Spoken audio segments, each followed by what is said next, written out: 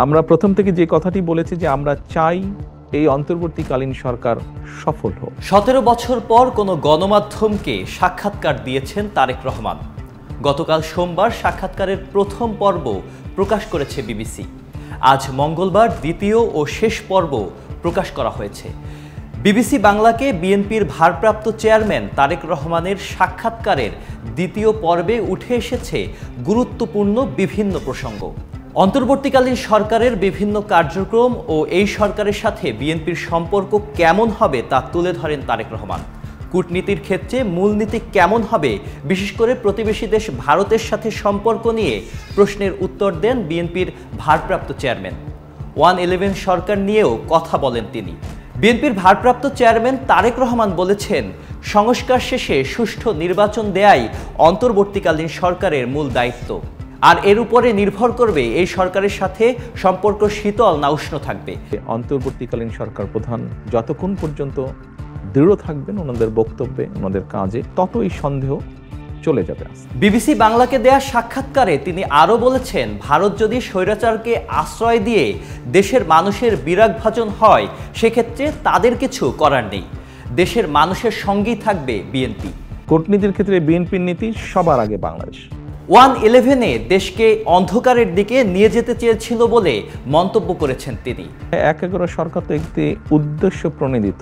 সাক্ষাৎকারে সংস্কারের কিছু বিষয়ে বিএনপির সঙ্গে জামাত ইসলামী সহ বিভিন্ন দলের কিছুটা মতপার্থক্য বা মতবিরোধ নিয়ে প্রশ্ন করা হয় তারেক রহমানকে।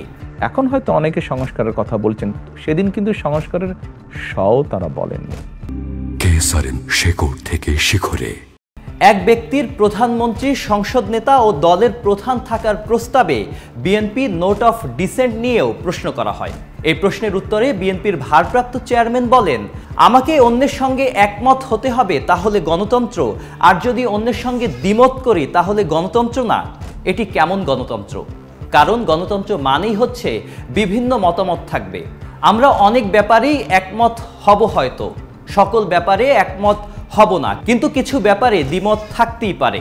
এটাই তো গণতন্ত্র, এটাই তো এসেন্স অফ গণতন্ত্র। বিএনপি যদি কোনোটার সাথে একমত না হয় তাহলে বেঠিক, এটি তো গণতন্ত্র হলো না। প্রশ্নের জবাবে তারেক রহমান আরও বলেন, সকলের প্রতি সম্মান রেখেই বলছি, এই যে দেশ, বাংলাদেশের রাষ্ট্র মেরামতের ক্ষেত্রে বিভিন্ন বিষয়ে সংস্কার প্রয়োজন। সকলের প্রতি সম্মান রেখেই বলছি আমি, বাংলাদেশে রাষ্ট্র মেরামতের ক্ষেত্রে বিভিন্ন বিষয়ে সংস্কার প্রয়োজন। একজন ব্যক্তি দুবারের বেশি প্রধানমন্ত্রী থাকতে পারবেন না, থাকবেন না, এরকম আরও যে বিষয়গুলো আছে, এগুলো বাংলাদেশের যখন স্বৈরাচার ছিল তাদের মুখের ওপরে আমরা চোখে চোখ রেখে একমাত্র বিএনপি বলেছিলাম। বাংলাদেশে যখন স্বৈরাচার ছিল তাদের চোখের দিকে চোখ রেখে আমরা বিএনপি বলেছিলাম। সংস্কারের প্রয়োজনীয়তার কথা বলে তারেক রহমান আরও বলেছেন, একই ব্যক্তি প্রধানমন্ত্রী, সংসদ নেতা ও দলীয় প্রধান হওয়ার ক্ষেত্রে বিপক্ষে নন তিনি। একজন ব্যক্তি দুবারের বেশি প্রধানমন্ত্রী থাকতে পারবেন না।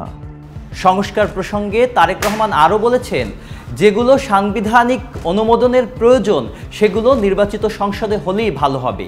বিএনপি ক্ষমতায় গেলে গণমাধ্যমের স্বাধীনতা নিশ্চিত করার প্রতিশ্রুতি দিয়েছেন তারেক রহমান। বিএনপি অতীত সরকারের সময় যেরকম সাংবাদিকদেরকে গুম করা হয়নি, ইনশাল্লাহ ভবিষ্যতেও হবে না।